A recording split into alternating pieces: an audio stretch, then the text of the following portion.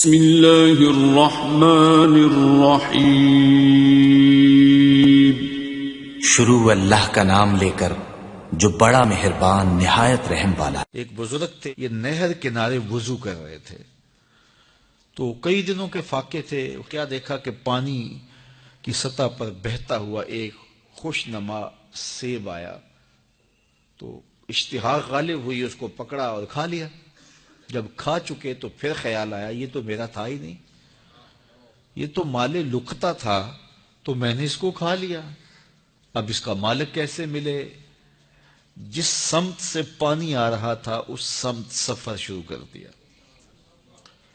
کئی دنوں کی مسافت کے بعد دیکھا کہ ایک باغ ہے جس کی شاخیں اس پانی کی طرف لٹک رہی ہیں۔ سمجھ گئے کہ یہیں سے گرا ہوگا اور میں نے کھا لیا۔ خیر باغ میں پہنچے، مالک سے ملے، کہا کہ یوں میں نے ایک سیب کھا لیا ہے اور میرا غالب گمان یہ ہے کہ اس باغ کا وہ سیب تھا، تو میں معافی مانگنے آیا ہوں، یا پھر بتائیں کہ اس کا ہرجانہ کیا ہوگا۔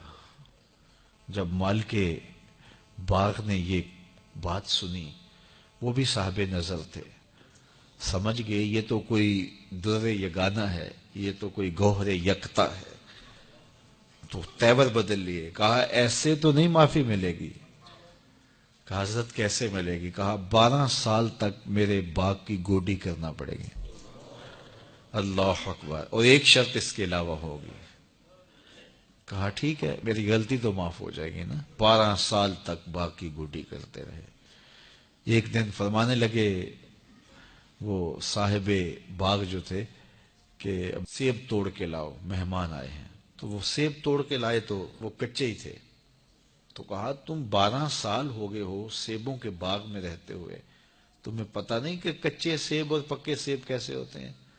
کہا حضرت مجھ سے قسم لے لیجئے 12 سال میں ایک دفعہ بھی نظر اٹھا کے سیبوں کی جانب نہیں دیکھا۔ ایک سیب کھایا تھا، میں تو اس کی سزا بھگت رہا ہوں، میں تو گوڈی کرتا ہوں، اوپر کبھی نظر بھی میں نے نہیں اٹھائی۔ سینے سے لگا لیا، کہا ایک شرط تمہاری پوری ہو گئی، اب دوسری شرط ہے کہ میری ایک بیٹی ہے جو آنکھوں سے نابینا ہے، کانوں سے بہری ہے، بول سکتی نہیں، اور وہ اپاہج بھی ہے، چل بھی نہیں سکتی، اس سے تمہارا نکاح کرنا چاہوں گا، اگر تمہیں قبول ہے تو معافی ہو جائے گی۔ کہا ٹھیک ہے جی قبول ہے، میرا گناہ معاف ہو جائے، میں زندگی کاٹ لوں گا، کوئی بات نہیں ہے۔ خیر نکاح ہو گیا۔ کہا کہ یہ کمرہ ہے، یہاں آپ کی زوجہ آپ کی منتظر ہے۔ جب وہاں گئے تو ایک خوبرو دوشیزہ منتظر تھی، تو فوراً پلٹے کہ میں غلطی سے کسی اور کمرے میں آ گیا ہوں۔ پلٹتے ہوئے دروازے کی چوگاٹ سے سر پھٹ گیا، خون بہنے لگا۔ جب باہر آئے تو صحن میں پہنچے تو وہ بزرگ وہاں تھے۔ کہا کیا ہوا؟ کہ حضرت ایک غلطی کی سزا اتنی کاٹی، اب کہیں دوسری غلطی نہ ہو جائے۔ وہ تو کوئی اور ہے خاتون۔ کہا وہی تمہاری زوجہ ہے۔ تمہیں بتاؤں کہ وہ بہری کیوں ہے؟ آج تک اس نے غیر محرم کی آواز نہیں سنی۔ تمہیں بتاؤں کہ وہ بول کیوں نہیں سکتی؟ آج تک اس نے غیر محرم سے کلام نہیں کیا۔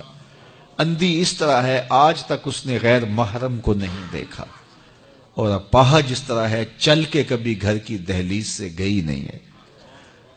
تو اس خاتون کا جب نکاح ہوا اور پھر ان سے اللہ نے ان کو ایک بچہ دیا جس کا نام ہے الشیخ عبد القادر جیلانی۔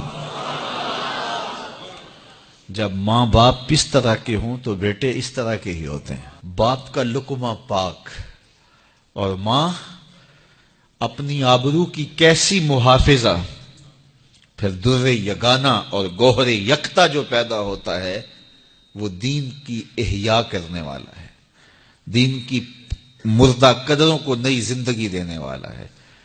حضرت ملا علی قاری لکھتے ہیں کہ حضور غوث اعظم جب مجلس واعظ کرنے بیٹھتے تو 70 ہزار کا اجتماع آپ کے مجمع میں ہوتا، اور عمومی طور پہ اللہ کی رحمتوں کے حوالے سے بات کرتے، اور جس دن آپ اللہ کے قہر، غضب اور جلال کی بات کرتے کئی جنازے اٹھتے۔ یہ آپ کی گفتگو کے اندر عصر کا رنگ اور شیرینی تھی۔ اللہ اکبر۔